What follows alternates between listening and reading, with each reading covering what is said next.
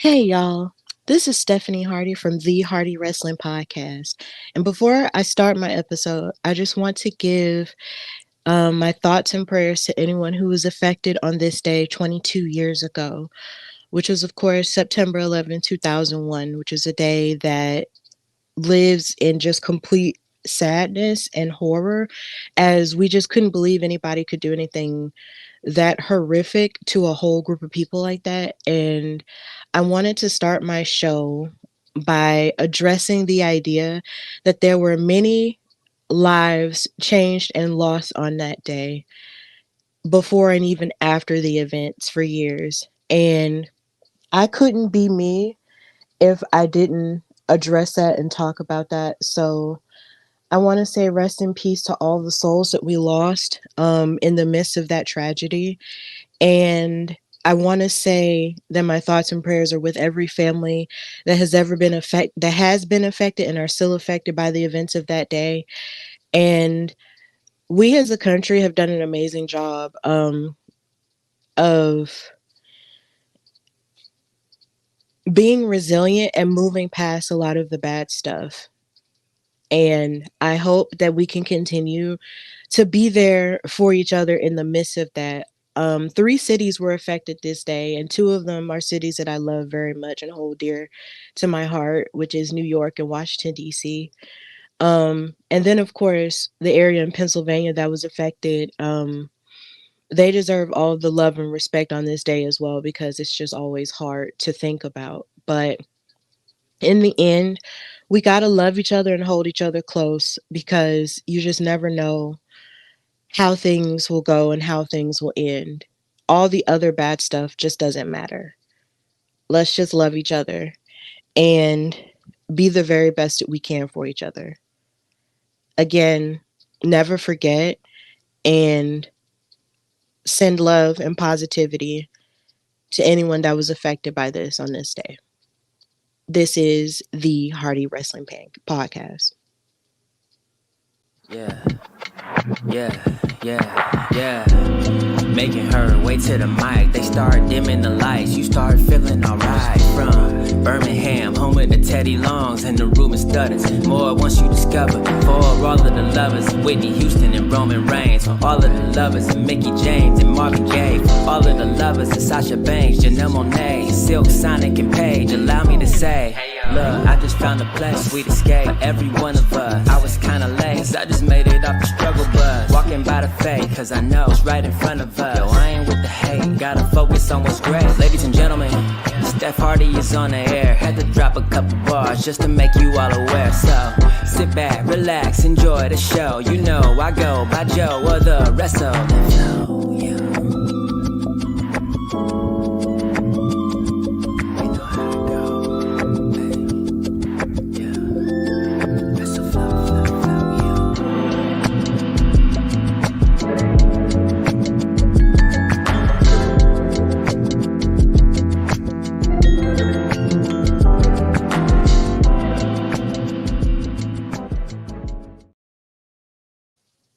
Hey y'all, welcome to a new episode of the Hardy Wrestling Podcast with your girl Stephanie Hardy. Of course, if this is your first time listening, thank you for joining the ride, and I hope that this continues to be a safe space for you to listen to me talk about wrestling and just love on what we love about wrestling and focusing on the positive parts.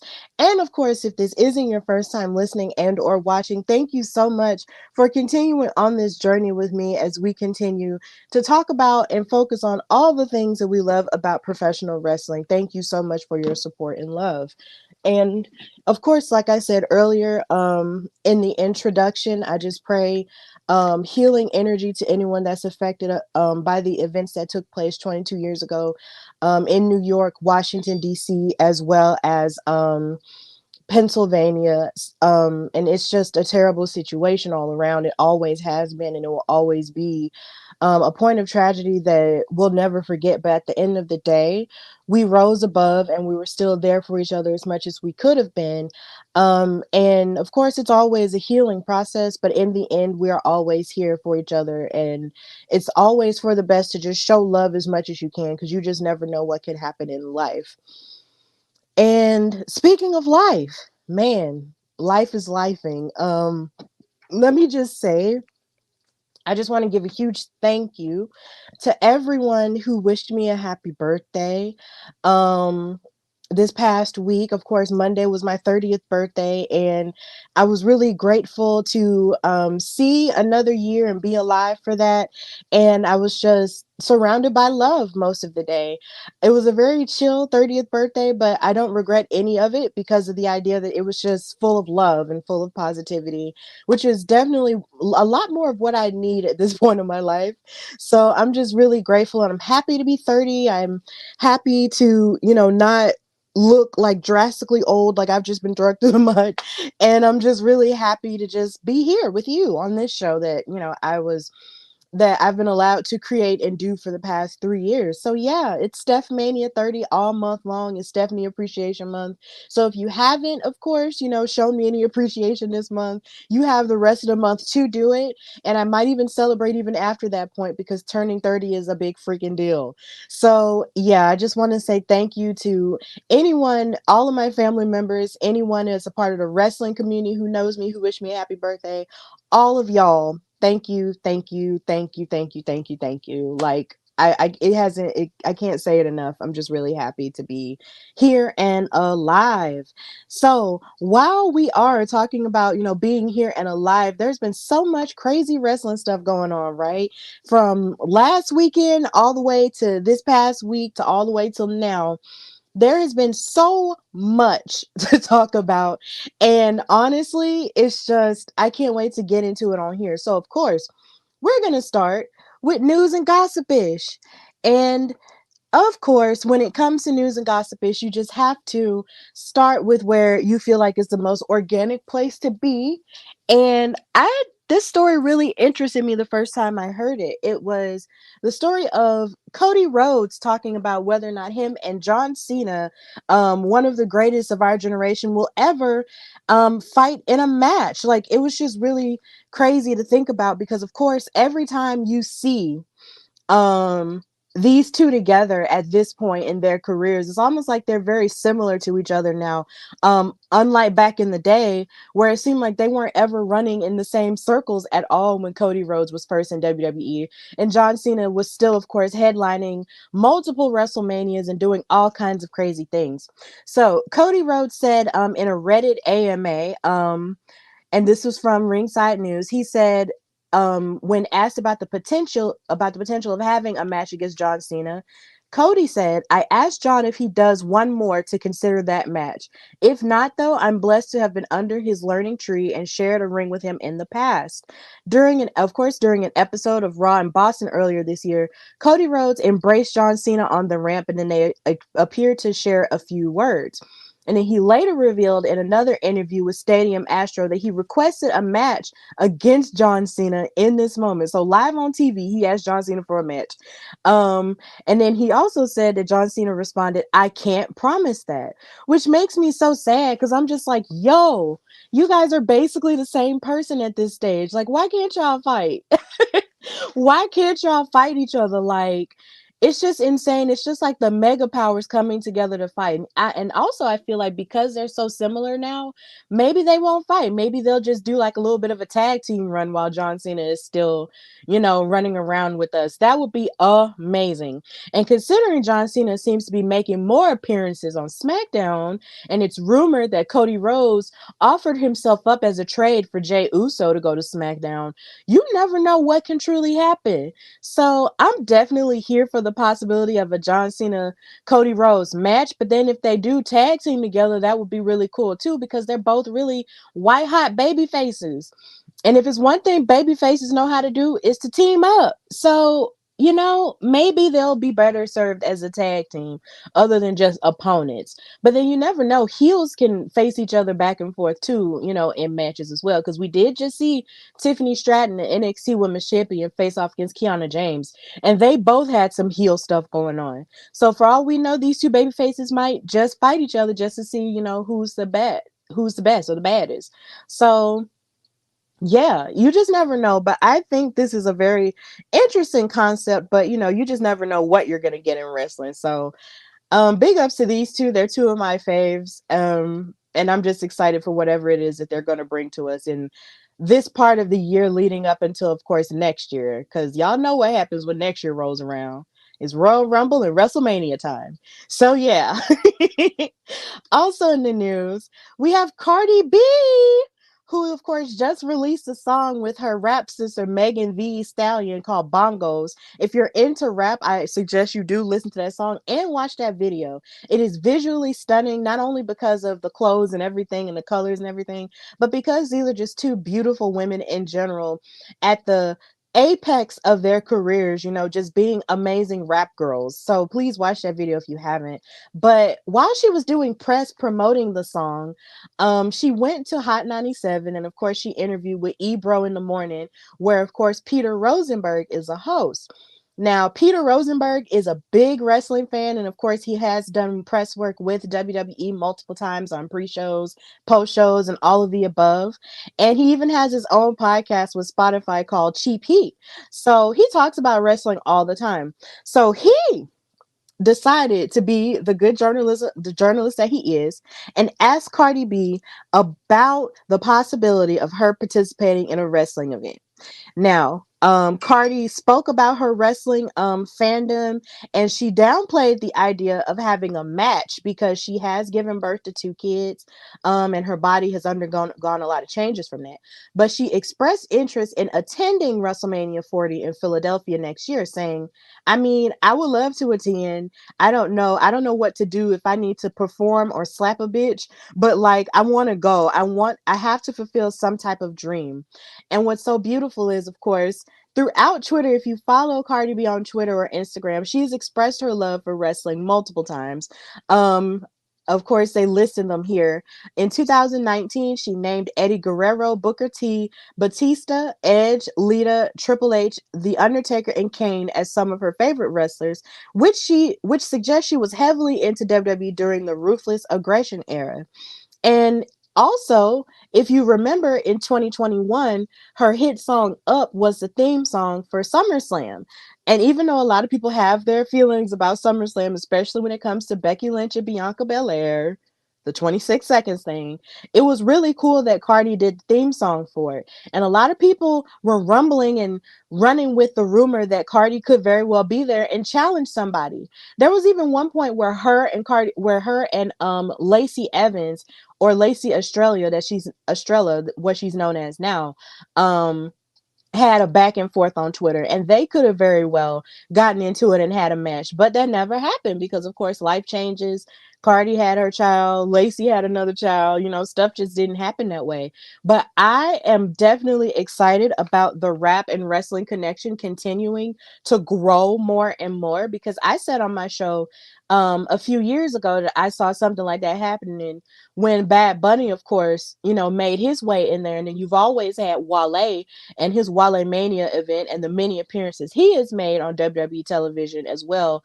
So I'm just like, yo, like, we need some women rappers, some women superstars up in here when it comes to wrestling, because we've even had Megan Thee Stallion take pictures with Bianca Belair before, like at a music festival. So I mean, for all we know, I would love it, absolutely love it, if Cardi B came to WrestleMania 30 next year. Like, that would be absolutely fantastic. Plus, not to mention, WrestleMania 40 has made so much money already, and the tickets are selling like hotcakes. So I'm just like, yo, like, make this happen. Like, give us a female superstar to do something on the same level as a Bad Bunny, or like as a Wale or something like that. Like, we've had Raven, we've had Kim Kardashian, we've even had Snooki from Jersey Shore, because she was at the WrestleMania I went to in Atlanta. So give us a super woman megastar to have something to do with WrestleMania next year. I would love that. So I welcome Cardi B with open arms. So if she wants to come on, then please come on. Let's do it. Let's get it cracking. I love her so much. So Rosenberg even said that he would try to like pull some strings to make it happen. So if he has to do it, then I'm cool with it too. So let's make it happen, y'all. I like it. Also in the news, I would be remiss and not doing my job in news and gossipish if I didn't talk about this. So CM Punk got fired from AEW. Um, and it was really stressful a lot of the time, like when the news came out, because of course there was a statement that was released last week where he had gotten released due to a confrontation that he had had with Jack Perry, who used to be called Jungle Boy Jack Perry. Um, and a lot of shade was thrown. Things backstage escalated to a point to where people may have gotten hurt, including Tony Khan, the owner of AEW himself. So ahead of the episode of Collision on September the 2nd, it was announced that AEW had decided to terminate CM Punk's contract with cause after he was involved with a backstage altercation at All In, which was of course in London, which was their really big event that they really should have been celebrating and focus on celebrating a whole lot more, as opposed to having it overshadowed by all of this dark mess, backstage, brawls and stuff. It was just really sad. Tony Khan, of course, took responsibility for the decision, saying it was made after unanimous advice from a disciplinary council as well as legal representation. Um, and then, of course, the rumors start flying after all of this happened. Viewership apparently dropped for Collision after that announcement was made. Like, their entire weekend was in Chicago, so the idea of him making that announcement in his hometown really did rub a lot of people the wrong way. So emotions and tensions have been very high when it comes to the firing of CM Punk, because it felt like just, a few years ago everything was good and everybody was happy that he was back. And now we're sitting here talking about him not working for the company anymore due to some crazy shenanigans that took place with a fight. And then on top of that, you have the Young Bucks and Kenny Omega, who of course serve as EVPs of the company, sort of celebrating it on their own show, being the elite, and even on camera, like not on camera like on television, but just in the midst of the audience, running a victory lap to give off the impression that they're happy that this man got fired. So it's just a lot going on. But in the midst of that, there have been rumors of various companies that are apparently interested in hiring CM Punk back. One of them being Impact Wrestling. This is from a report from PW Insider Elite. They said Impact Wrestling is said to be super excited about the possibility of working with Punk. However, the report also notes that the notion isn't necessarily realistic from a long-term perspective. And then they also said that PW Insider does not have any information on whether those within Impact have had any conversations with Punk, or whether the star is interested in discussing opportunities with other promotions at this time. Also, we also don't know if his contract had a non-compete clause, just like WWE does for certain people. Because usually whenever people in WWE get released, they have a non-compete clause that keeps them from participating in other wrestling events for about a good 60 or 90 days, depending on the contract. But we don't know if AEW has anything like that, and I definitely don't know. But then PW Insider also noted that CM Punk's potential future was being discussed in WWE within minutes of his firing.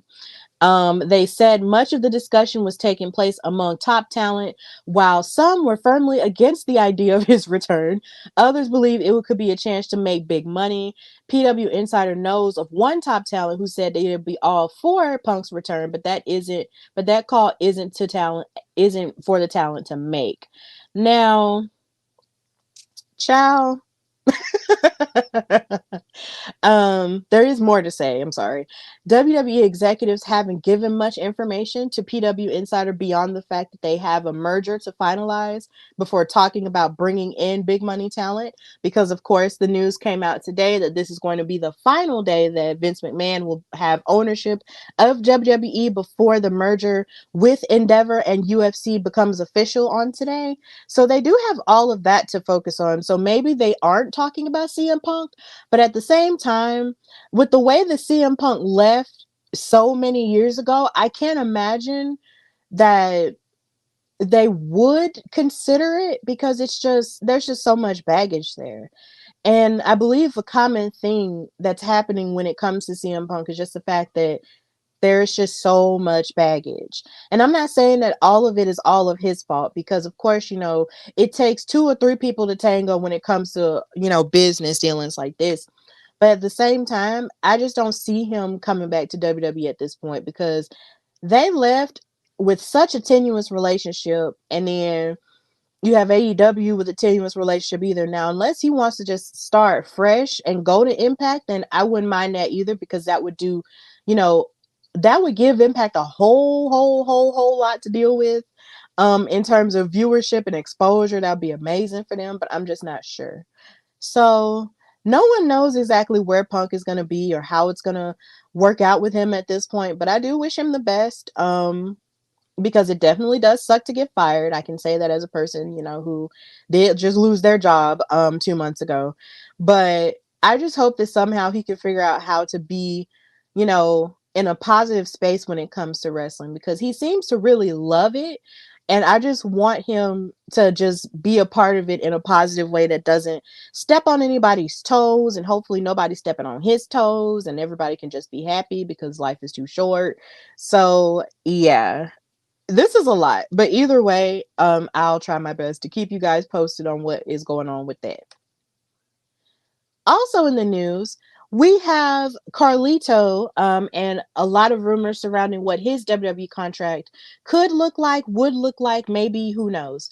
So even though it's been 3 months since he's rumored to have signed a contract with WWE after Backlash, which everybody loved in Puerto Rico, Dave Meltzer of the Wrestling Observer Radio, who is here again, somebody that we do have to take with a grain of salt, he said that Carlito is under contract, but WWE has no plan in place to use him.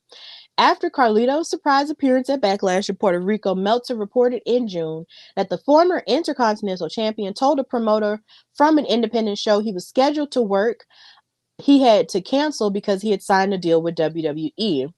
But as of right now, there's been no indication at this point there's anything in the works for Carlito. And his most recent matches were against Matt Cardona for the House of Glory heavyweight title on June 16th, and a tag match with Chase Oliver against Jack Verville and Linden on June the 17th. And this sort of disappointed me when I read it, because if you seriously look at how happy everybody in Puerto Rico was when his music hit, it was almost like pandemonium, and it was amazing. Like, everybody was crunk as F, and I was crunk too, because I'm just like, I haven't seen Carlito, in so long, and he seemed like he was really keeping himself in really great shape, and him fighting for the honor of LWO and for the honor of Bad Bunny was amazing. Like, I just loved every inch of it. And then it's just like, he comes from a wrestling family, here again, because wrestling has more than one royal family, and so it's just like, yo, like, Carlito is everything. Like, this was fantastic. This was one of my favorite parts of this entire thing. So it sort of disappointed me when the rumor is being spread that there's no plans for him. Like, LWO is kind of on an upswing, as you could say. Rey Mysterio, their leader, is the United States champion. They still have Cruz del Toro and Joaquin Wilde as a tag team. And then, of course, you have the amazing Zelina Vega, who's a part of that faction as well. So it would make sense if Carlito actually, and Santos Escobar too. So it would make sense if Carlito actually, joined it along with them, but he hasn't shown up on TV yet. And, you just have to wonder why. But, I'm sure something will be cleared up with him, because he definitely is talented and he is funny. And it's abundantly clear that people love the nostalgia of watching him spit apples in people's faces. That was really funny, even though, of course, a long time ago, my mom hated that, because you just never are supposed to spit on a person ever, because it's disrespectful. And it's a way to get your butt beat. But either way, I'm definitely here for seeing more of Carlito on television. I'm here for it. Watching him, join the LWO a whole lot more often, I'm here for that as well. So yeah, I'm definitely here for more Carlito. So hopefully we'll see more of him on WWE television pretty soon. So yeah. Moving on in news and gossipish, we got to talk about Jade Cargill. Oh my God. Mama Jade, the former TBS champion and the first ever TBS champion of AEW, made her comeback this past Saturday on AEW Collision by beating up on the Renegade Twins and also beating up on Chris Statlander. And she made her intentions known that she wants her title back.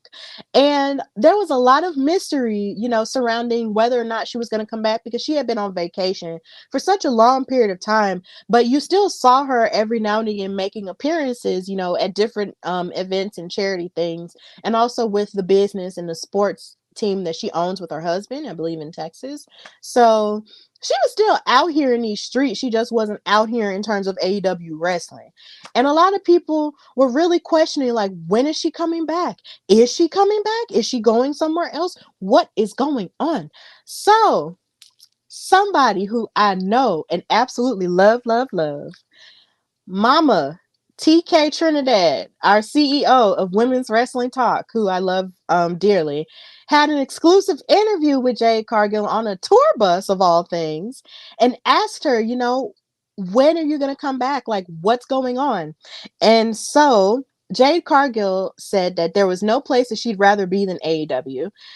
She said that she had been in touch with Tony Khan despite being on a hiatus, and she showered praise on the AEW boss and made it clear that there is no other place that she would want to be.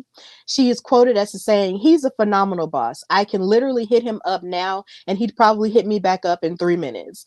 This is a man who has 4 companies, a professional soccer team, the Jacksonville Jaguars, which is the NFL football team.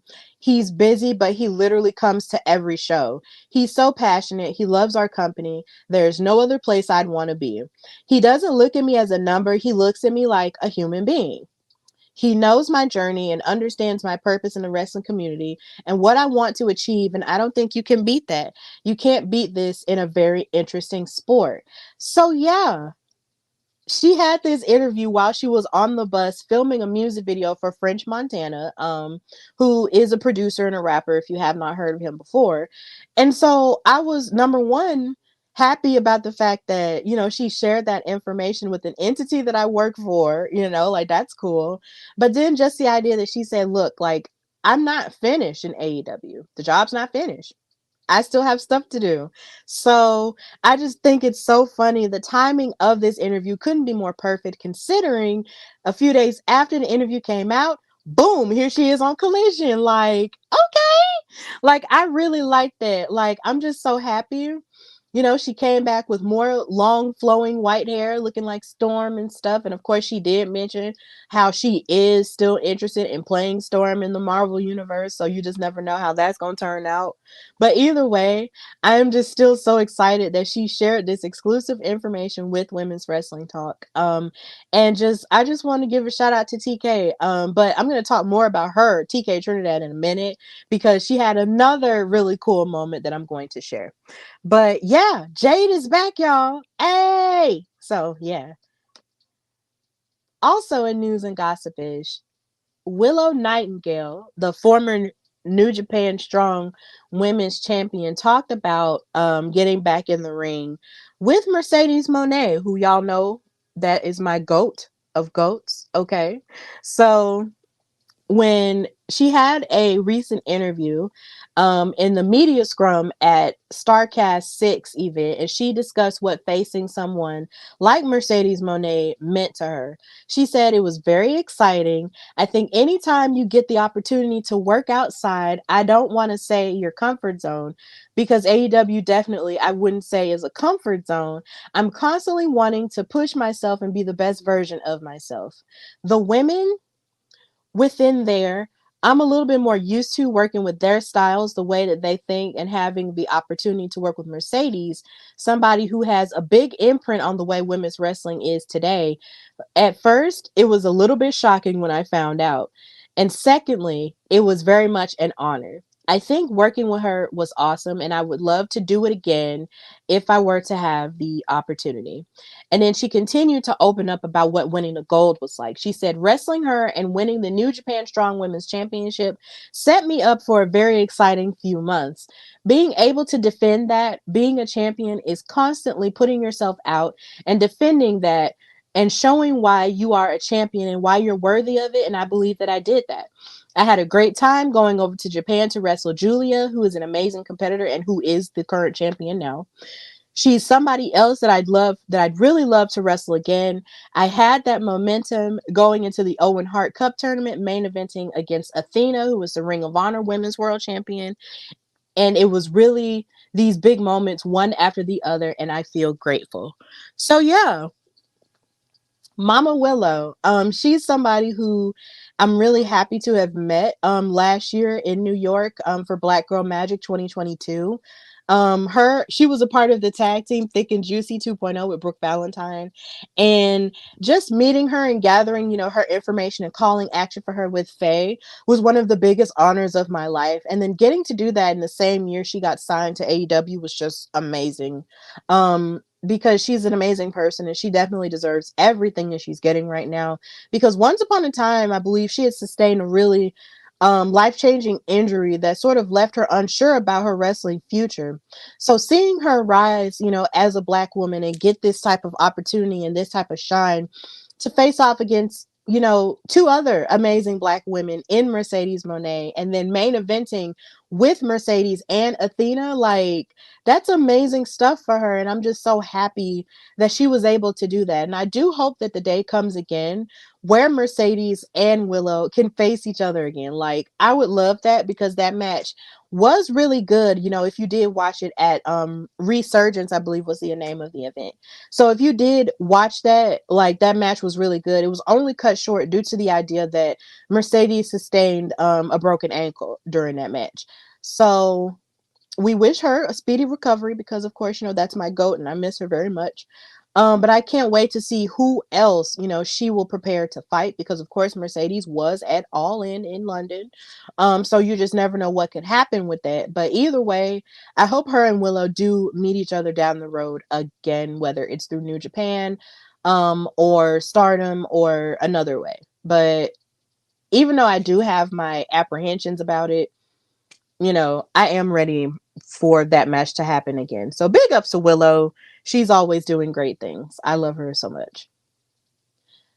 Also in news and gossipish, we have the NXT interviewer Mackenzie Mitchell applying to trademark her name on September the 5th. And from Fightful's trademark list, the description is below. Of course, there's a mark for Mackenzie Mitchell in the categories of entertainment services in the nature of live visual and audio performances by a host, announcer, or interviewer. And of course, she can make appearances, providing online interviews, and so many things like that. And she signed to, it's so funny how time works because she did sign to WWE in 2019 and she's been an interviewer and she's also been a host of pre-shows as well ever since. And of course her and Vic Joseph, who is one of the voices of NXT, got married and they're a beautiful couple and everything. But honestly, like Mackenzie Mitchell is someone who has definitely like grown on me in the past couple of years of watching NXT because number one, her style is amazing. She always looks fierce and she's always willing to show personality whenever she's interviewing anybody on the NXT roster. Like I just love it. I love the aura that Mackenzie Mitchell brings. And then, of course, she also has her own jewelry line called Headline by MM. So she's definitely branching out there when it comes to business opportunities. But I hope that we do get to see more of Mackenzie Mitchell in WWE stuff, for years to come. Maybe one day, she'll be a commentator. Maybe one day she might host more pre-shows or post-shows or whatever. But I love Mackenzie and I just want to see more of her, success. So I'm here for that. Trademark your name, make your money, girl.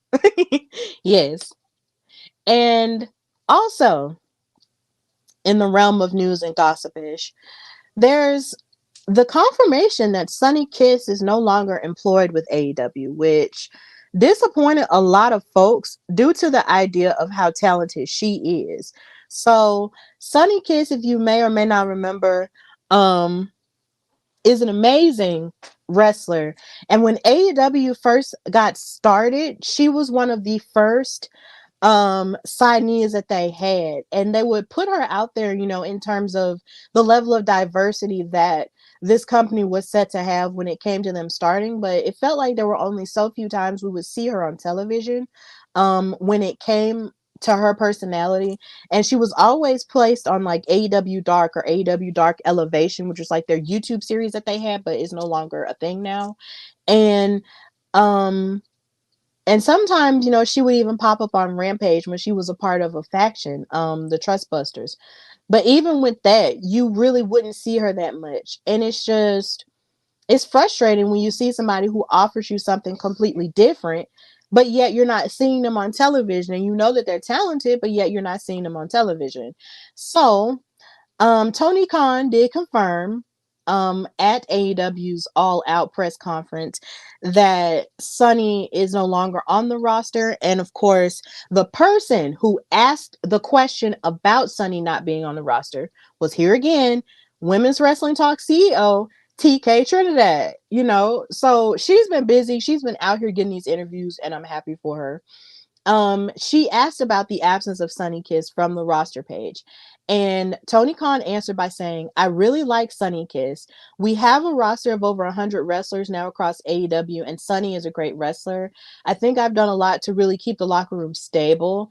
And I have a lot of people that I not only keep under contract, but also I've done well, I think, to not do like major mass layoffs and let 20 to 30 people go at a time. But I do think I can't renew every single contract in AEW. It would be impossible. And with such a big roster and a limited amount of TV spots, I think Sunny Kiss is a great wrestler and had a lot of potential from the very beginning of AEW, and still has a lot of potential as a wrestler. And I really like Sunny Kiss.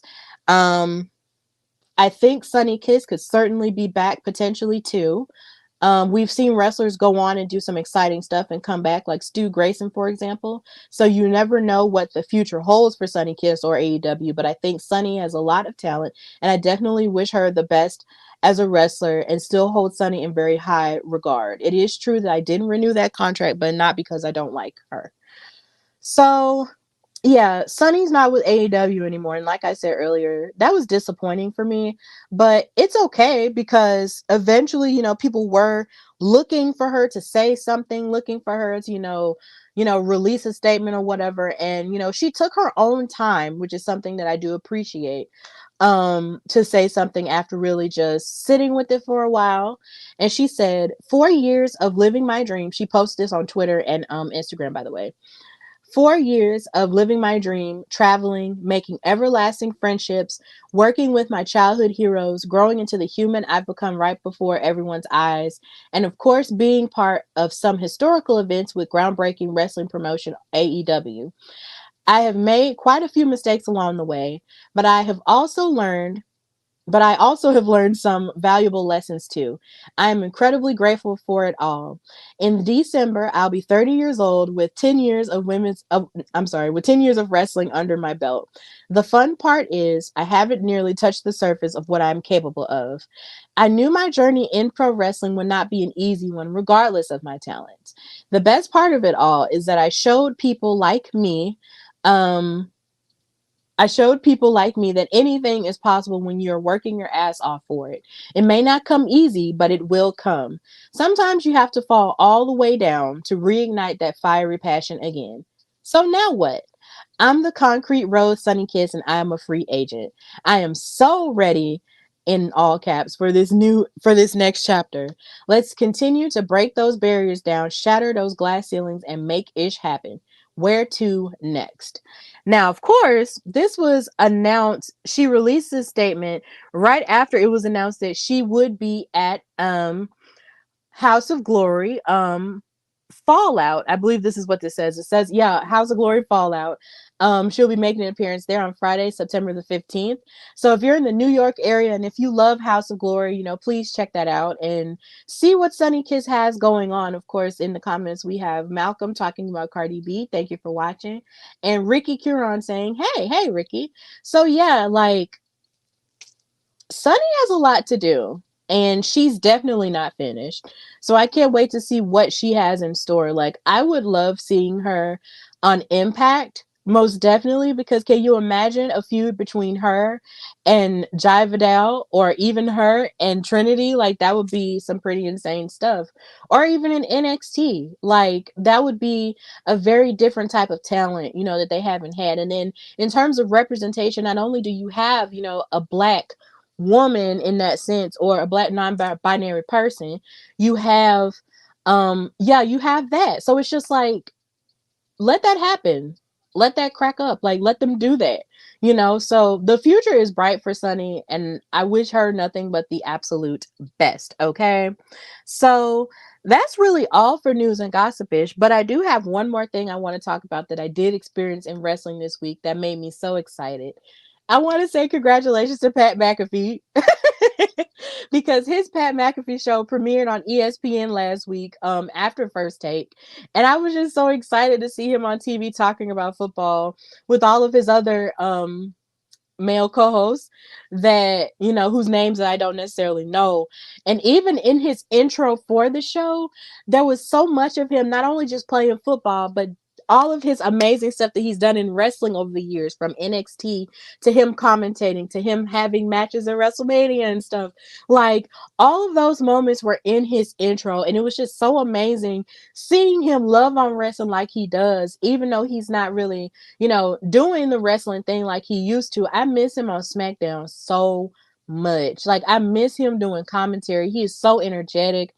As you can see, even now on his, he been doing this, but on his Pat McAfee show, when he's talking about anything sports related, especially football or wrestling, he is standing up the entire time, just full of energy and full of flair. And I just miss him so much. He is just so, like, he embodies the true passion that a wrestling fan has. Like, and I just relate to it in such a big way.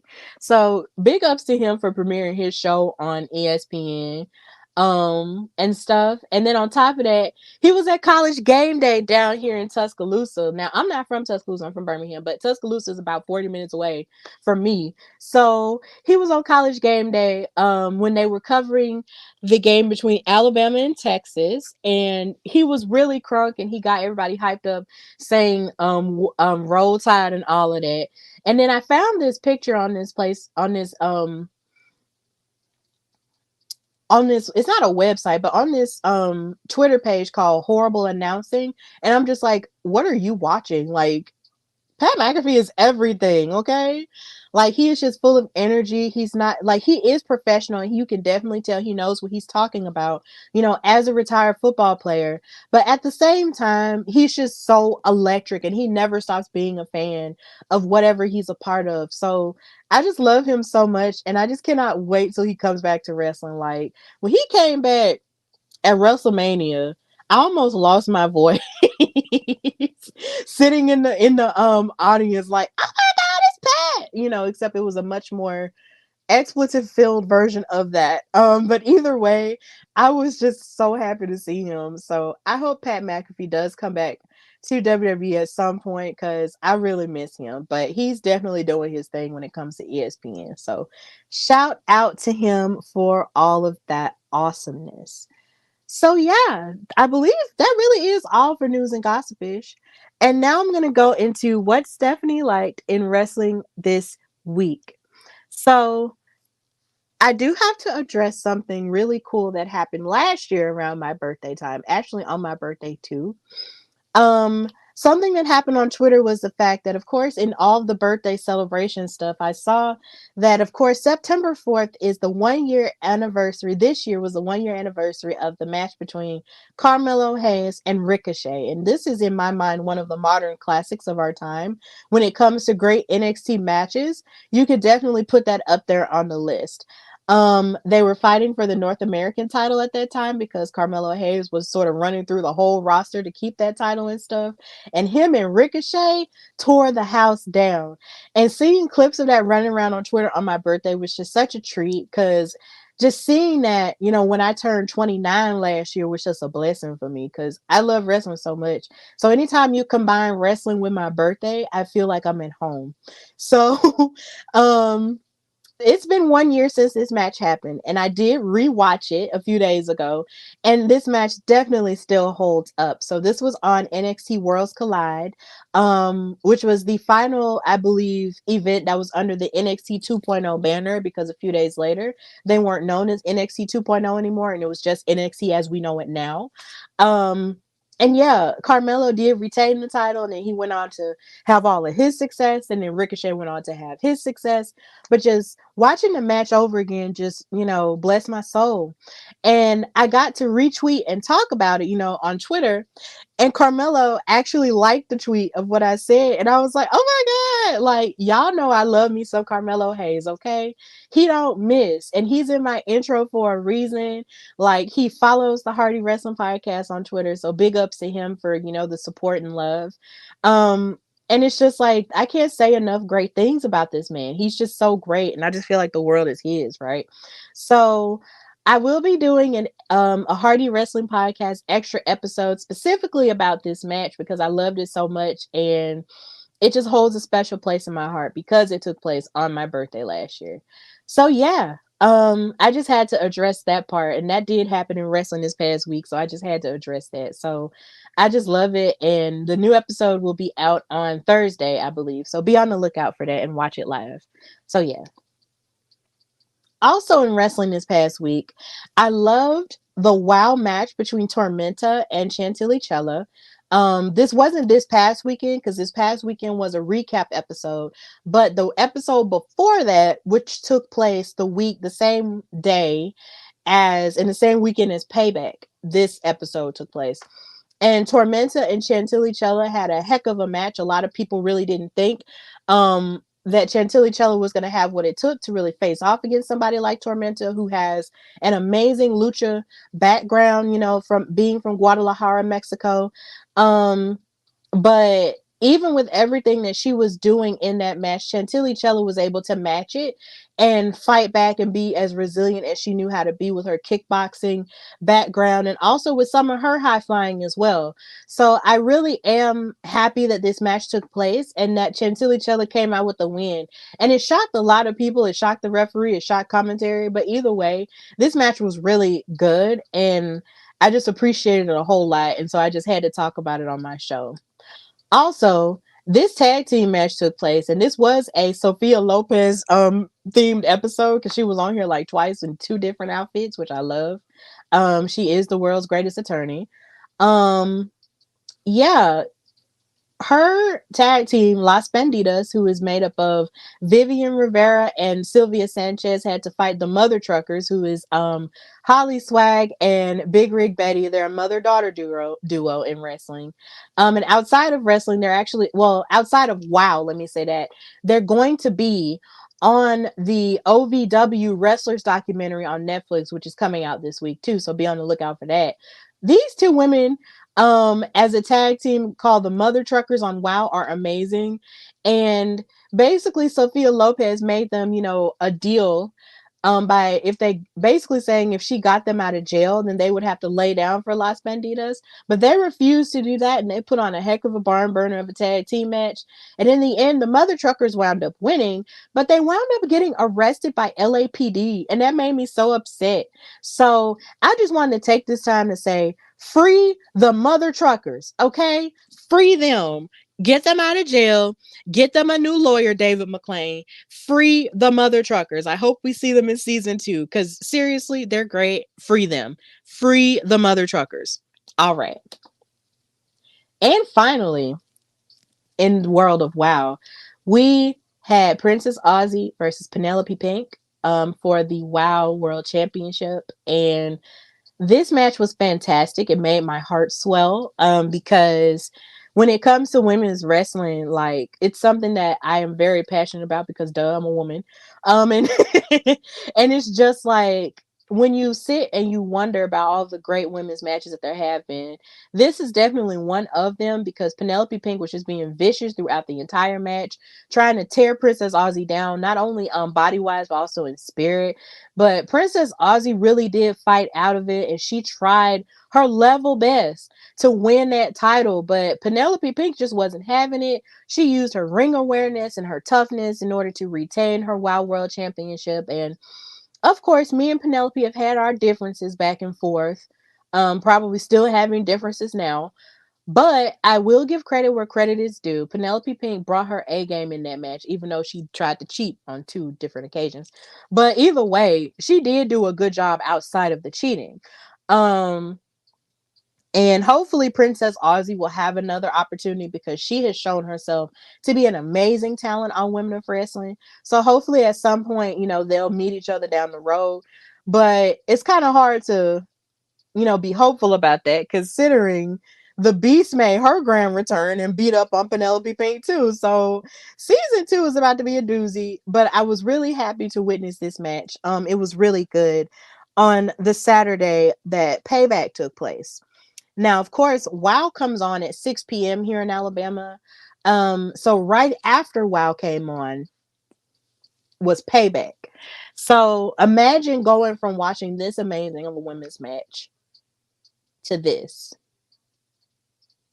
I am gagged even now and overwhelmed even thinking about it, because Trish and Becky Lynch tore the house down in that cage match at Payback. Like, they opened the show and it was just so amazing. I feel like Trish Stratus definitely deserves her flowers for wanting to participate in a match like this. Um, at the age of 47, like, that is a pretty big deal. Like, she doesn't have to do stuff like this. She could just make her appearances and just wrestle, the odd match, and just sort of, you know, be her best self in that way. But no, she is coming here and she wants to step up to the highest level that these women are at, even here and now. Because if you really think about it, during her prime, when she was, a multi-time women's champion, there was only so much time the women could get, and they weren't being placed in stipulations like this. And if they do, it was highly rare.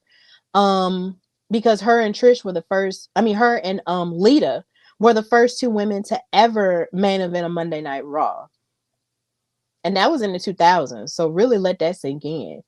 Um, and the thing that I mostly loved about this match was the fact that it was a love letter to wrestling, to women's wrestling as a whole, because you had Becky Lynch, no, you had Trish actually hit the Widow's Peak, which was a move made famous by possibly a future Hall of Famer, Victoria, aka Lisa Marie Varon, who she had a standing rivalry with back in the day.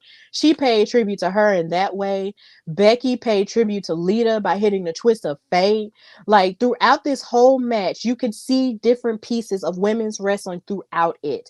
And it was just so beautiful. Like, going from watching Penelope versus Princess Aussie and then having this open up Payback just blessed every inch of my soul. And I will just never forget it. Like, I felt a huge amount of pride seeing both of those take place back to back. And I just love women's wrestling so much. Like, I love wrestling as a whole, but when it comes to women's wrestling, there's just nothing that can truly beat it for me. Watching these women be powerful, watching these women lift things, watching these women rake your teeth like Trish is doing in this picture. Like, it just does everything for my soul, and it makes me feel like there's nothing I can't do, even though I know I'm not an athlete, and um and I know that I'm not, that strong in a sense, but I'm strong in other areas. It just makes me feel really good. And just watching both of those take place was just amazing. And of course, Becky Lynch won, after even, after hitting a suplex off the top rope and Trish Stratus hanging upside down. Like, it was just a very emotional match. But Becky won, and it was really great for her. I'm glad she had that moment, and this was an amazing way to end their rivalry. It was great. So I'm just really happy about that. And now Becky gets to move on and fight Tiffany Stratton for the NXT Women's title this Tuesday. And I hate that I'm going to miss it because I'll be gone out of town. But oh my God, like I'm just so excited for her.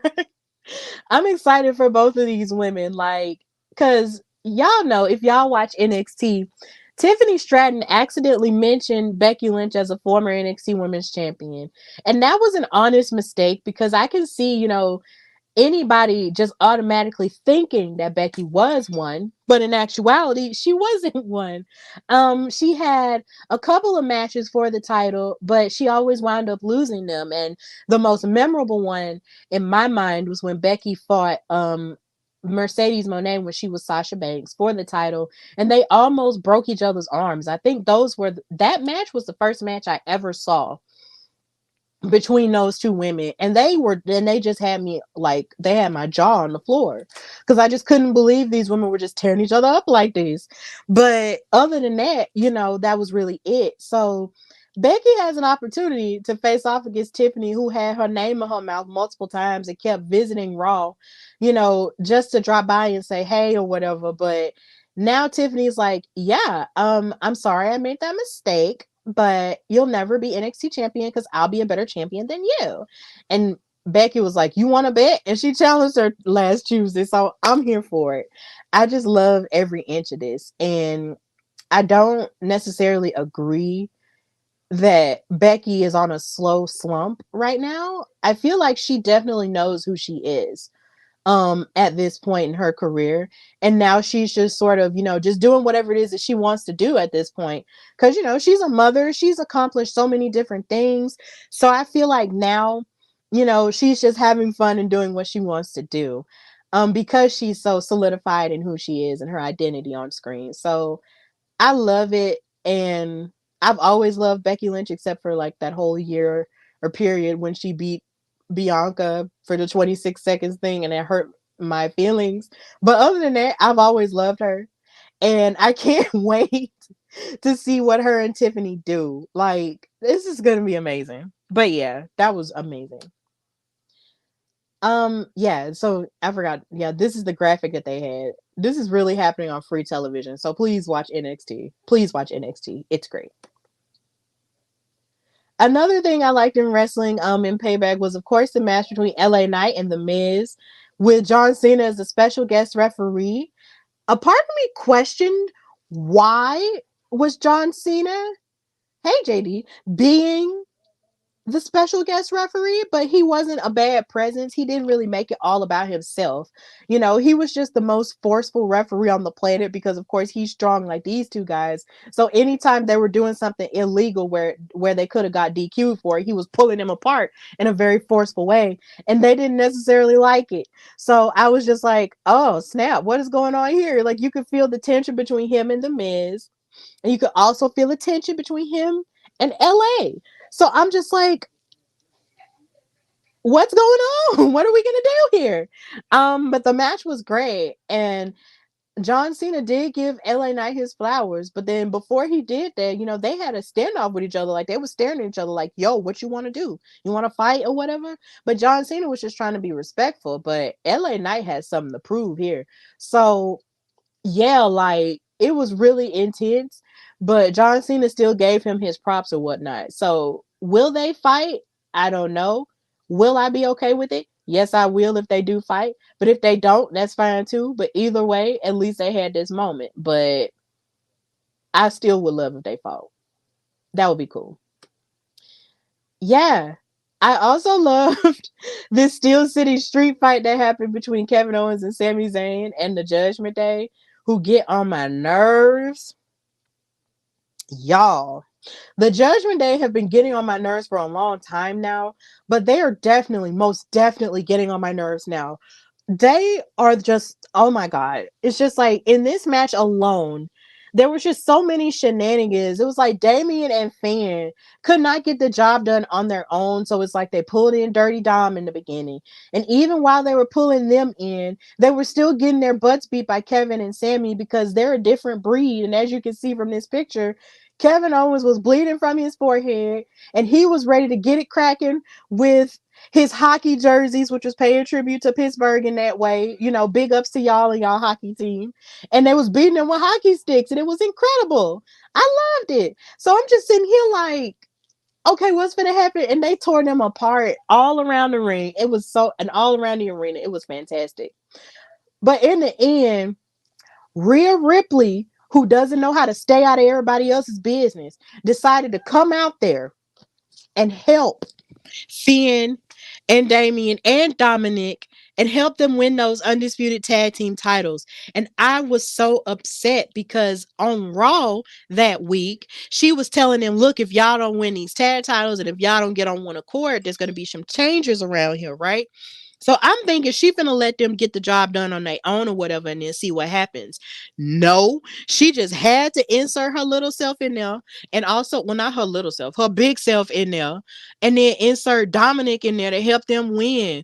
Like they were, like Rhea speared Kevin Owens through a barricade. That slayed me because I'm just like, ma'am, don't you have a match for your title coming up? What are you doing? Why are you hurting yourself in this way? Then on top of that, you had Dominic use the briefcase to cluck Sami Zayn in the head in order to win the title. And I'm just like, I hate y'all. It's like y'all don't want to let these people deal with the consequences of their actions. Because I wanted to see what was going to happen. Then you had JD McDonough in there too. And I'm just like, y'all are just trying to keep people from dealing with the consequences of their actions. Like, yes, I wanted the Judgment Day to break up. Yes, I wanted Finn and Damien to keep fighting. Does that make me toxic? Yes. I don't care. I don't care. I wanted them to have a come to Jesus moment. But it's abundantly clear that they have dark forces on their side keeping them together. And I'm just sad. I'm just really sad. These folks really got all the belts except for the one belt that really full on matters when it comes to the grand scheme of things, which is Roman Reigns' undisputed women WWE championship. Like, I am just, oh, I'm so sick of him. I'm sick of him. I'm just sick of him. So yeah, Judgment Day has all the gold and silver, and then on top of that, Damien is also Senior Money in the Bank. So they're just so obnoxious to me at this point. I'm just so sick of them. I'm sick of them, Jesus. I'm sick of them. I'm tired. And then of course we have Shinsuke versus Seth.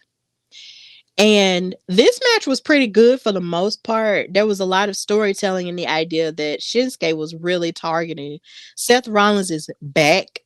And then what made it weird was the great Muta was there watching the match. And this made me think, well, hold up. Is Shinsuke about to win this title?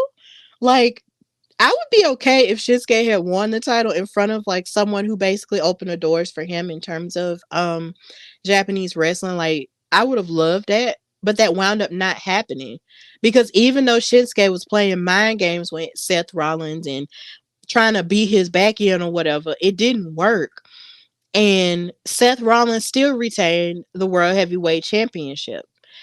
And this disappointed a lot of people online and a lot of my podcast friends because they really felt like Shinsuke doesn't really get opportunities like this that often. And in fact, he hasn't really gotten that many opportunities since he won the Royal Rumble so many years ago. And then he lost at WrestleMania in New Orleans to AJ Styles. And it's like ever since then, he has never been positioned as an actual competitor that could be at the top of the mountain. And it's very disappointing when you think about all of the other mid-card titles that he has ever won. And this event right here at Payback was the first time he had ever main event in a pay-per-view. And they mentioned that on commentary, and it's really heartbreaking when you think about how much, you know, pomp and circumstance was made about him coming to NXT and the type of matches that he had in NXT with the likes of Sami Zayn and Finn Balor and stuff like that. And it just seems like they'll never give him the ball to run with, and that really does upset people because Seth, you know, even though he is patterning himself as the workhorse champion, I asked Cedric a question on the Women's Wrestling Talk Payback After Show. I asked him, "Do you think that it's possible that Seth Rollins is using this women? This I keep saying women. I'm sorry. is using this world heavyweight championship as a participation trophy because he's never able to get the job done against Roman Reigns. And there are some people who kind of agreed, there are some people who didn't really agree, and I'm okay with that. But to me, when you think of somebody like Shinsuke, who could definitely use that rub considering his character just changed, and he's doing all the stuff with him like a warrior in a manga, and he's doing all of his promos in Japanese, which makes it like even more like sinister in a way and just really dark and stuff, but it's still really cool and enthralling on television. It really made no sense for him to lose to Seth. And Seth is an amazing competitor, and he's definitely one of my favorite wrestlers of the modern era. But honestly,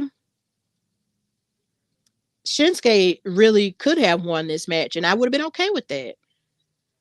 And I almost feel like Seth having this world heavyweight title is kind of like him holding on to the notion that he can be on top without really being on top. And it's just really disappointing because we know Seth is a workhorse. We do value him, but he might have this chip on his shoulder where he feels like he should be on top.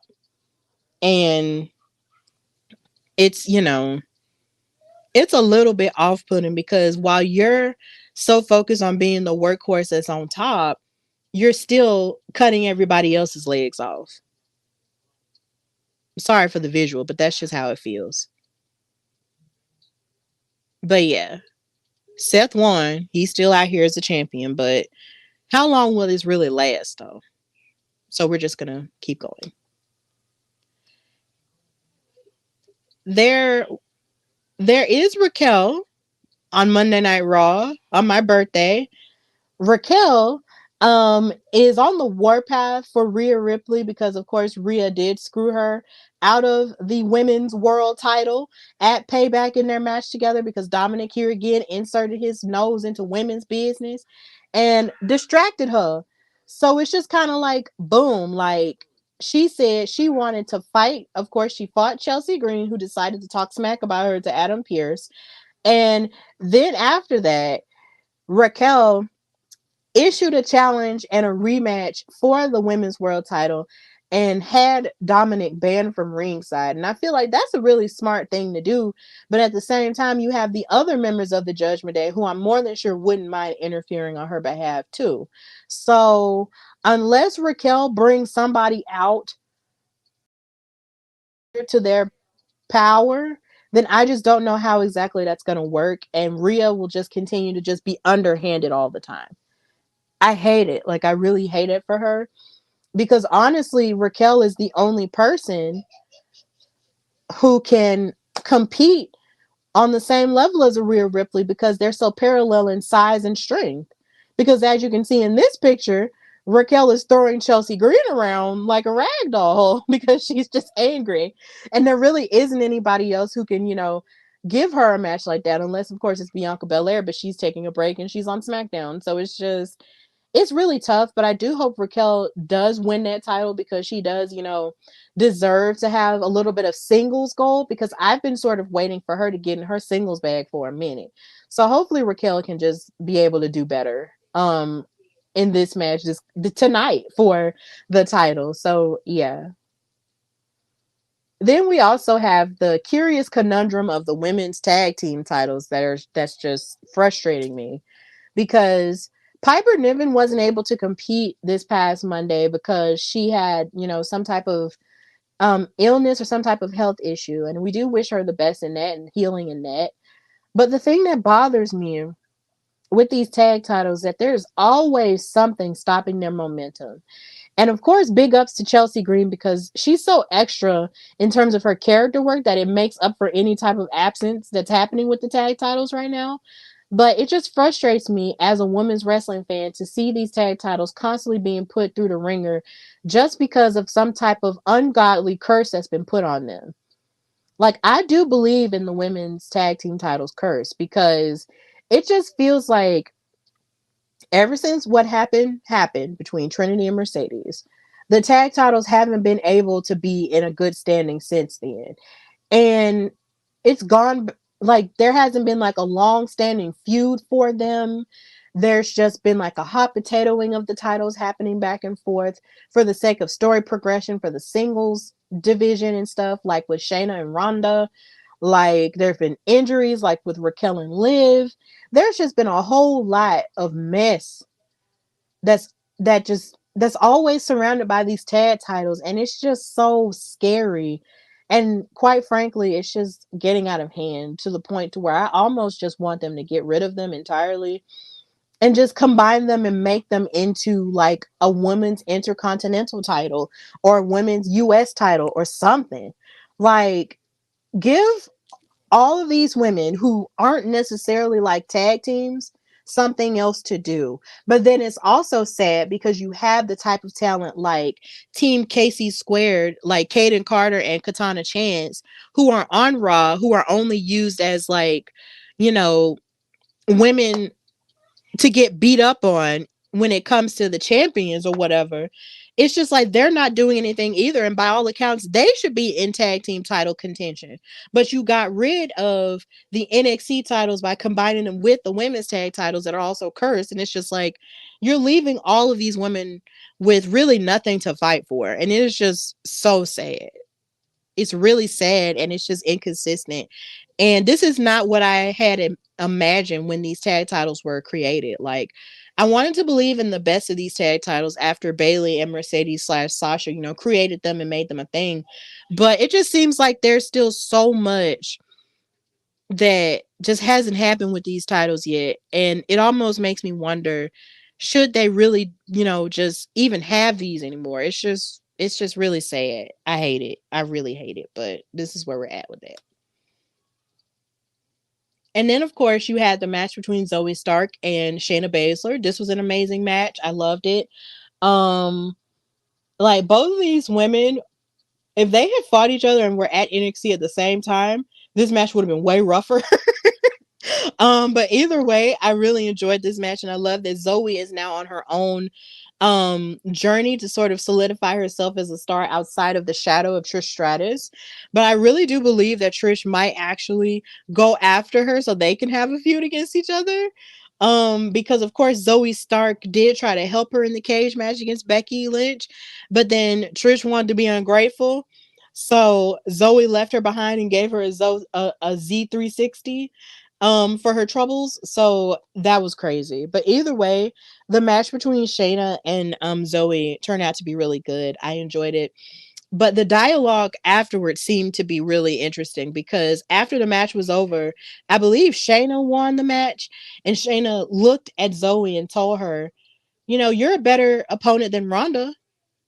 And then Zoe looked at her and said, well, you're a tougher opponent than Trish. And they shook hands. So I guess now they're going to be friends. I don't know. But either way, I enjoyed it. It was good. Yeah, this is a possibility, guys. Zoe versus Trish. Are you here for it or are you not here for it? Tell me. Then you had the Miz in this treat of a promo on Miz TV. He claimed that he had John Cena on as a guest, only for them to play up the notion of you can't see me as an online joke. And he was talking to John Cena as if he was sitting there and trash talking him and apparently threw him out of the ring. And it was just the most hysterical thing I had seen in my whole life.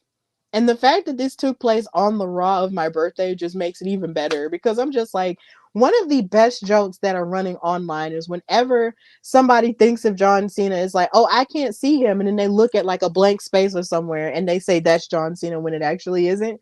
And it's just so hilarious how that joke has been running around online for like years. And then the fact that WWE knows about it and played into it for television, chef's kiss. I love it. And I feel like only The Miz would be able to pull something off like that. Only him. Because he is just so silly. He is so silly and he is just such a great performer, when he's not wrestling.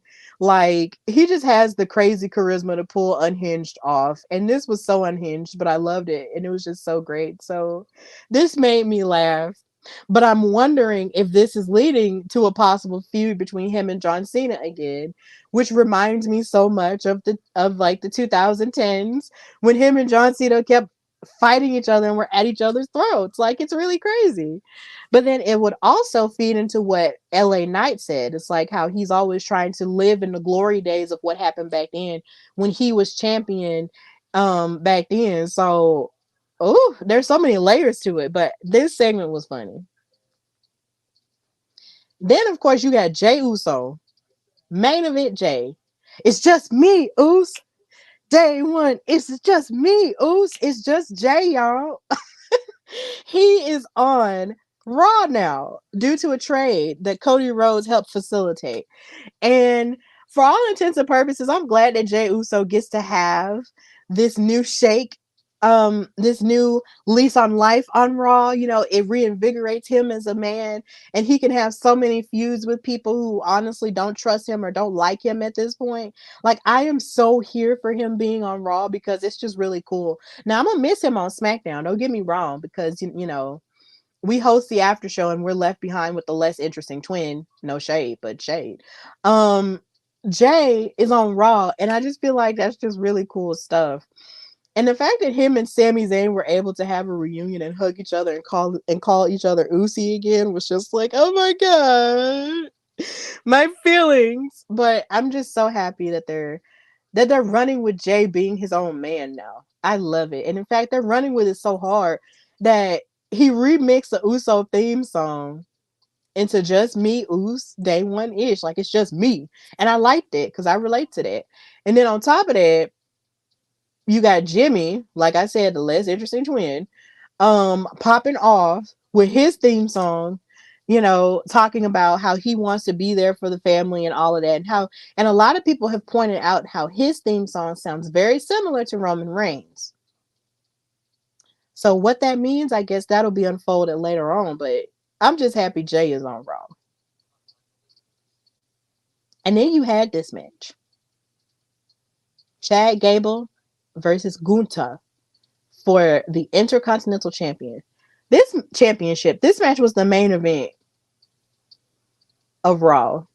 Now, if you had told me that a match for the Intercontinental Championship, well, actually, no, this has happened before, I believe. Like, oh my God. Like, if you had told me an IC championship match with main event or Raw, I would look at you like you were crazy a long time ago. But this really happened. And these men tore the house down. They were suplexing the crap out of each other, chopping the crap out of chests and everything. And as you can see, it even spilled over into the timekeepers area, and Samantha had to run for her life. She was looking shocked the whole time. Like, it was amazing. And it was a couple of times where I really did think that Chad Gable was going to win. But no, he did it. And Gunther beat him right in front of his wife and kids. And one of his babies was crying. And I was like, no. That's something that I can't stand. I cannot stand seeing children cry. Like, it breaks my heart. Like, I don't like it. It just breaks my heart.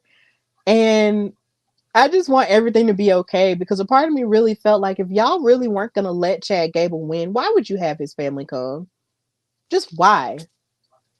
Like, that's heartbreaking as F to me. I mean, I understand that happens a lot of the time in wrestling because it happened in NXT a lot too. But at the same time, dang, it just really sucks. Like, why would you invite me here to watch my baby lose or watch my dad lose or significant other lose? Like, what are we doing?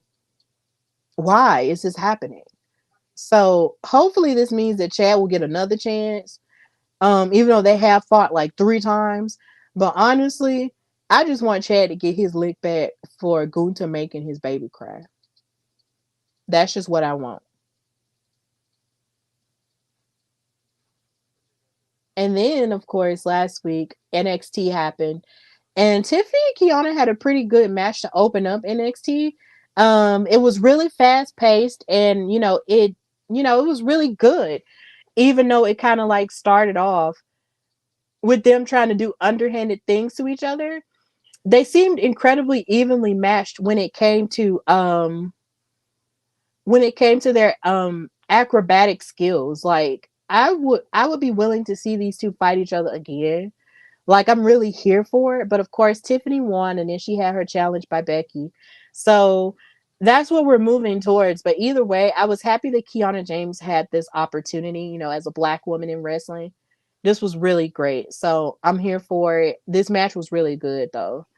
I loved it. And then of course, Kiana James might have a new rivalry in Roxanne because Kiana was mad that she lost the title and then she came backstage and then Roxanne was telling her, "Look, you don't have to throw everything around and take, your loss out on everybody." But Kiana wasn't hearing it and they started brawling backstage. So hopefully this will lead to an amazing feud between two incredibly gifted women's wrestlers. Like I can't wait to see what's going to unfold with that. Um so yeah, I'm really here for it. But then I also want Gigi Dolan to get her lick back on Kiana because Kiana has beaten her like 3 times, and I'm just like, yo, I'm sick of this. Y'all better stop playing with Gigi, okay? But either way, this feud, if this is really what's cooking, is going to be interesting too. So I'm here for it. And speaking of Gigi, she tried to talk some sense into Thea Hale, who's of course on the lam from Chase U after Andre Chase threw in the towel for her at the Great American Bash when she was fighting Tiffany Stratton for the title. Her and JC Jane have, of course, linked up and created an ungodly alliance. And Gigi was trying to warn her, like, no, JC is only going to use you and she's only going to, you know, take you down a dark path that's going to influence you in a bad way. And of course, JC and Gigi have their beef from when they were, in Toxic Attraction, and then of course it got broken up, and now they're no longer friends. So of course, Gigi, it makes sense that Gigi would try to warn Thea of this, but then you have Blair Davenport enter herself in it and talk about how she feels that Thea Hill, is just a little girl and how everybody else is just acting like little girls in a grown woman space. And I'm just like, girl, you're talking a lot of mess for somebody who got beat up at a Buc-ee's. You need to chill.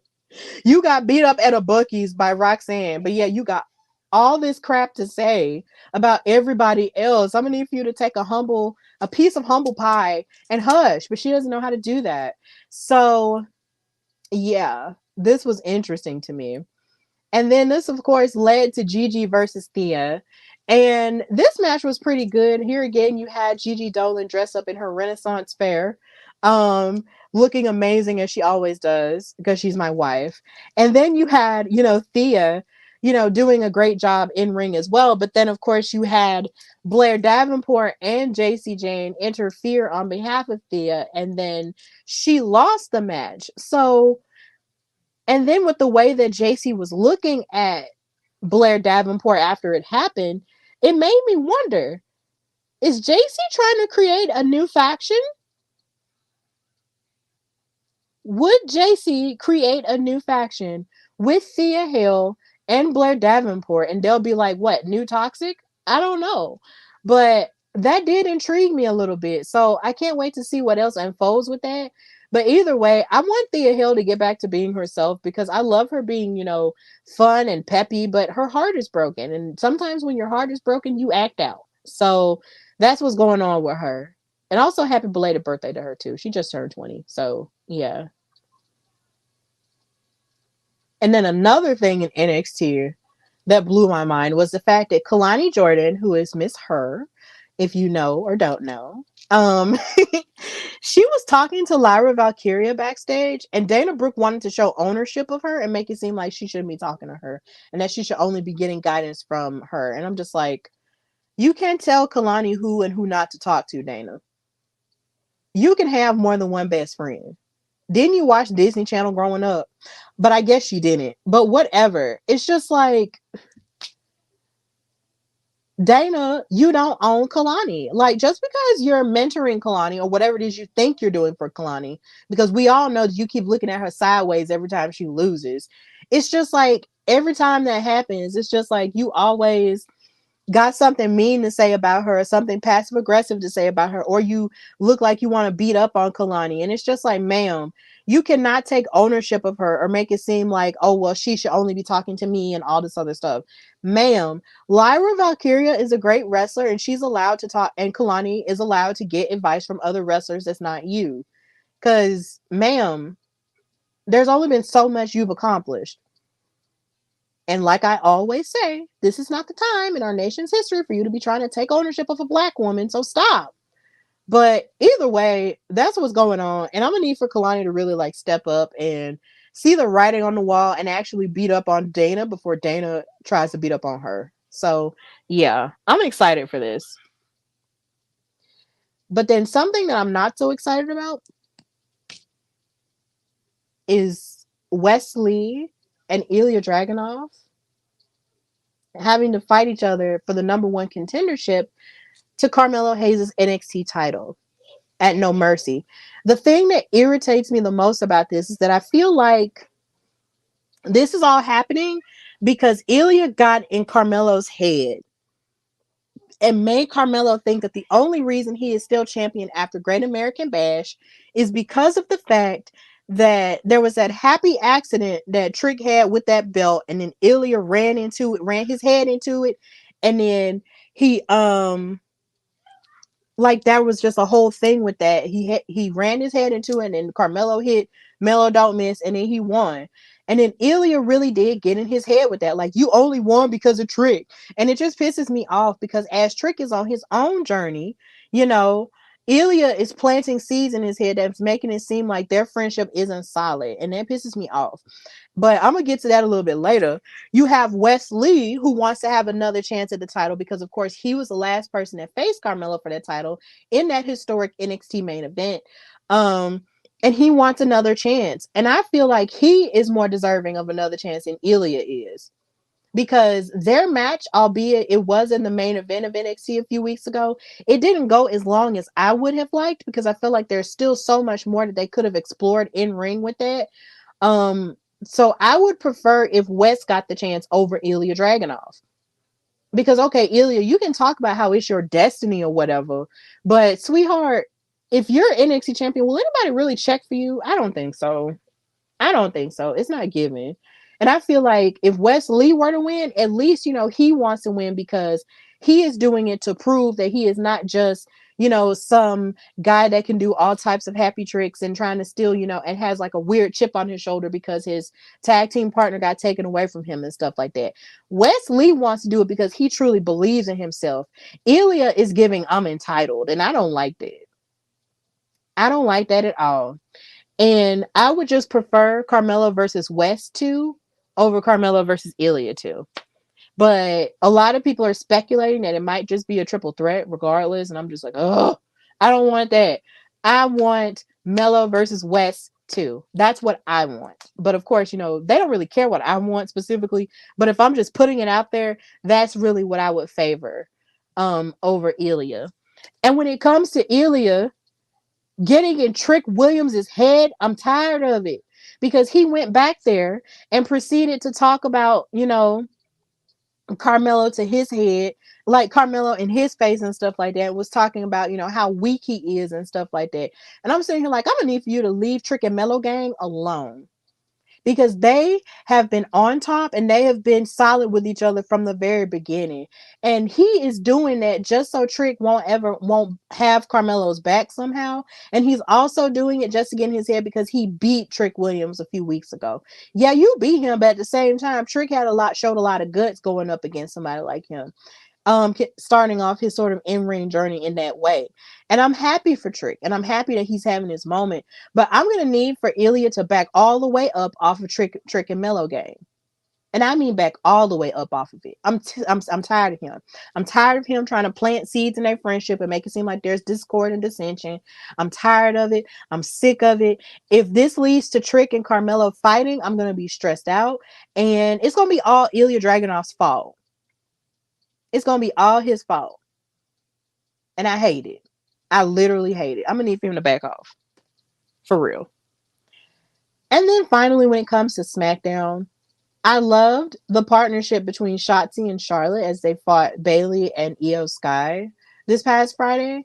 And I just love the fact that not Jesus. I love the fact that Charlotte came out in her sort of Renaissance silver coat, and then underneath it she had on pink gear that was giving Barbie, and I loved it because, quite frankly, it's just really cute. I just love how Jesus Charlotte is experimenting more with different colors in her gear, because usually we would see her in lots of purples and lots of greens and lots of blues, but this year we have seen her in orange, we've seen her with black with diamonds, and we've seen her in light green, and now here she is in pink. And I'm just like, we have really seen her in a lot of pink since her woo gear that she had when she was the Divas champion. And I love that. Like, I want her to experiment with colors more. And I love Shotzi's haircut and how, it just makes her look like a horror movie badass. I just love it. I just love her haircut, and I loved how they were able to rally and get the win over Damage Control, with, of course, the assist to Asuka, who wants her opportunity at the women's title that Io has, of course, that she cashed in on Bianca with. And I have never been more excited to see two people stand in a ring with each other. Like, I have been waiting for this opportunity for a long time. Like, I'll never forget how Asuka got in Io's face and was calling her stupid over and over again in her native tongue. Baka, baka, baka. And I was just like, yo, I want these two to fight right now. Y'all gotta fight right now. But they didn't. But now this is gonna be some interesting stuff. It's like you have two of the most iconic Japanese women's wrestlers of all time facing off for one of the top women's titles in wrestling today. Like, I'm just here for all of it. Like, I'm just so here for all of it. I'm so ready for it. Like, this is Stardom-esque. This is New Japan-esque. I am here for all of it. I just need it in my veins. I need it in my soul. And then, of course, they did schedule it for 2 weeks from now on SmackDown, but I need a rivalry. I'm just greedy. I just need a rivalry. I just need more to happen for them. I'm just so excited. Oh my God, it's so cool. Now, of course, LA Knight was on SmackDown and he defeated Austin Theory, um, not only in ring, but also on the microphone. LA Knight also had an amazing moment where, when he was cutting his promo before the match started, he took a little bit of a shot at Kevin Nash, who had a lot of stuff to say about him in the past when it comes to his character. If you may or may not know, Kevin Nash has his own podcast, and he said that he felt like LA Knight was just, sort of like a bootleg Rock mixed with Stone Cold Steve Austin, and that he's only like a replay of the Attitude Era, and that's the only reason why people are feeling him. And on the microphone Friday night, LA said, "Now, I'm not a dummy, because the Miz, well, he said the Miz's theme song says I came to play. And I'm not a dummy, because I would say that play is an adjective, but it's not. It's a verb." And I was like, oh, like, I didn't know what that was, but I was just like, okay, we have an English lesson going on. But then my dad told me that he was taking a shot at Kevin Nash because a long time ago, Kevin cut this promo with Scott Hall, rest in peace, when they invaded Monday Night Nitro in 1996, and said, "So this is where the big boys play, huh? Look at the adjective, play." But play is definitely not an adjective. It's a verb. It's what you do. I guess Kevin Nash missed those commercials. But yeah, he said that, and I'm just like, yo, he really threw mad shade at him. I was like, wow, this is insane. So LA Knight clearly has amazing microphone skills that people just resonate with, that people just love. Like, when it comes to LA Knight, it's not something that you have to overthink. He just is. He's just awesome regardless. The only thing that I don't necessarily like about LA Knight is just sometimes in his promos, he has a tendency to make comments about women as if to say, well, like, as if to dig at his opponent. Like, he'll say something about the women in their lives and make it seem like, oh, well, I'll fix them up, or I'll make them feel better than you ever can. And that's just kind of gross. That's a little bit outdated for me. But other than that, I love everything else that LA is doing. But I just had to be honest about that component of LA Knight's promos that sort of weirds me out. It's just like, okay, why are you bringing up the Miz's wife in that way, or why are you bringing up LA? Well, um, why are you bringing up Austin Theory's mom in that way? Like, why are you doing that? That's a little bit much for me. But either way, LA Knight is a star on the rise. Like his merchandise is breaking records left and right. They're giving him new t-shirts and stuff because he has a t-shirt that has a picture of him that says, "Let me talk to you."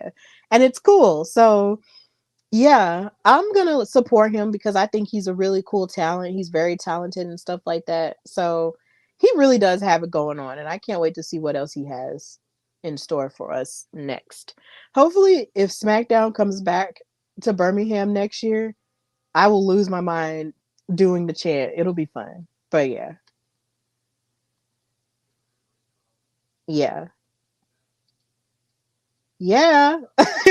So this was another interesting part of SmackDown in the sense that you had the Judgment Day, who of course can come on whatever show they want because they now have all the titles, which blows my mind and low key scares me because Dominic might use that as an excuse to torture his dad again. Oh my god, I'm not looking forward to that. But they came on the microphone and they were bragging about how they have all the titles and can't nobody stop them or whatever. But guess who came out? Bobby Lashley and the Street Profits. And they had a really epic standoff. Speaking of amazing standoffs, like the one we had with Oscar and EO, this one was badass. And I was here for it. I'm so here for Bobby and the Street Profits standing up to freaking Judgment Day. Like, I'm so here for it. Like, I want to see these guys fight for all the marbles. Fight for every last marble that there is and just take everything from the Judgment Day. Take it. Just take it. Because here lately, Bobby and the Street Profits have been, solidifying themselves with their new look and their new vibe. With taking themselves, I guess, a little bit more seriously outside of the party animal type of thing that they had going on. It's like they keep coming out here looking like the Hurt Business 2.0, and I hate to keep comparing them to that, but that's just really what it's giving. And it's just, I'm ready for them to take some names, and I want the Street Profits to take it all. Like, take the titles from them. Do it. I'm here for it. I love this standoff. It was very intense. You could cut the tension with a knife. There was just tension cake everywhere. I just loved it. I can't wait to see how this unfolds. And then, speaking of the Judgment Day unfolding things, tell me why. How is it that on Monday y'all was talking all that trash about the Judgment Day, but then you get on SmackDown and then you jump AJ Styles and then you put AJ in the ring for him to get beat up by Solo Sikoa? What does that mean? What is up with y'all? They are the most first at the window and then at the door people I've ever met in my life. If you've never heard that phrase before, my grandma, Ada Mae, rest in peace, used to say that a lot. She is from Utah, Alabama, which is basically kind of like the country, and she would have all kinds of different phrases that she would describe things as. And something that she always said was that you first at the window and then at the door, which basically means that you just don't know what you want. You can't make up your mind. You're going from one thing to the next. And when it comes to the Judgment Day, that's definitely how you can describe them. It's like 1 minute they want to talk trash to people, but then they want to help the people they're talking trash about. Then you got Rhea being inconsistent with how she's giving, consequences to Finn and Damien. And they then she of course helps them win the tag title. So it's just kind of like, what are y'all on? It's frustrating.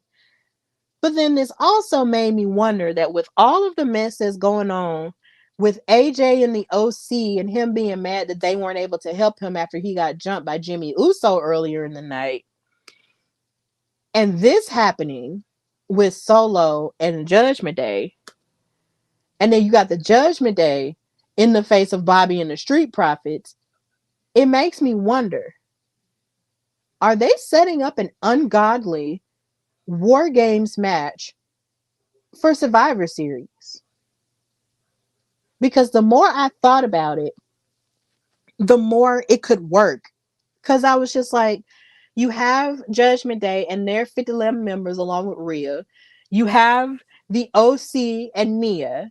And then the Street Profits could get somebody to fight for them when if they want to even up the odds with the women, you know, and get Bianca Belair once she finishes taking her break, maybe. And then if you want to throw the LWO in there, you got Zelina there too. So it's just like, are they setting up an ungodly battle of the factions? Like, and then when it comes to the bloodline, if they wanted to do something, they could get Tamina. Like, that would be some sick stuff. I feel like somehow or another, they are setting up an ungodly War Games match with a battle of the factions. But of course, they probably aren't. But either way, I feel like that was just where my mind was going when it came to that. But either way, it's just really intriguing stuff. And I want to see Mia Yim in the ring more. I'm tired of y'all playing in her face. I want to see her in the ring more, and I want to see Zelina in the ring more because they had a tag team match. They had a dark tag team match against Alba Fire and Isla Dawn at that episode of SmackDown, and then Zelina came out wearing her beautiful black and white outfit, which paid tribute to her father, who sadly passed away in the events of September 11th, 22 years ago today. So I'm tired of them playing in these other women's faces. Put these women on television. Put them on television. But yeah, that was all that I liked in wrestling this week. And now we're going to go to the call to action. So, of course, thank you for listening and watching this show if you've been watching live on all platforms. Of course, if you want to continue to support me, your girl Stephanie Hardy, on all platforms, or as even a podcast host, a writer, a color commentator, or a panelist for your conventions or stuff, please know that you can email me at hardywrestlingpodcast@gmail.com or DM me on Instagram and Twitter at Queen Steph Hardy. I am available most of the time on those platforms, and I will definitely email you back. I've been blessed to share a lot of my talents in different places in New York, and also with Women's Wrestling Talk with my own show and other promotions such as the Belladonna Division, Battle Club Pro, Black Girl Magic 2022, and more recently Spartan Wrestling. And I hope to continue my journey as a color commentator as well.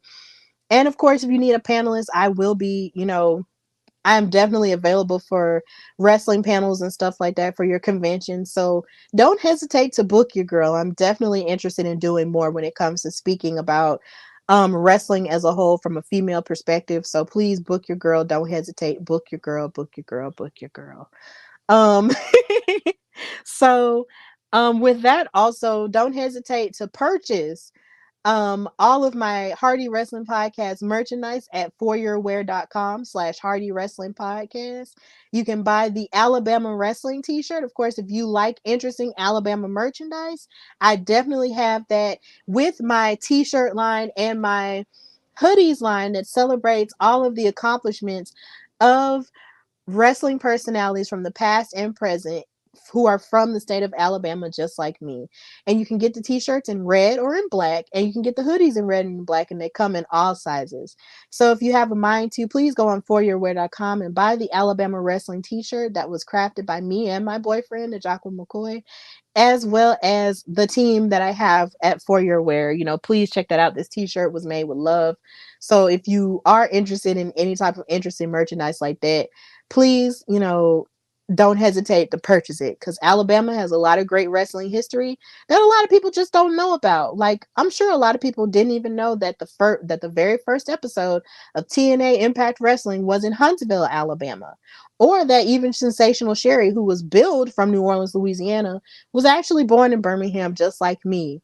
So yeah, if you want a t-shirt that embodies all of that greatness, purchase a t-shirt at foryourwear.com, as well as my other t-shirts that celebrate the bloodline, called The Bold and the Bloodline, which celebrates the dramatic storyline of the Anoa'i tribe in this story, as well as the t-shirt that celebrates the love of Bianca Belair and Montez Ford, with the t-shirt that says Beyonces, which is their ship name. So please purchase some merchandise for your girl at foryourwear.com/Hardy Wrestling Podcast.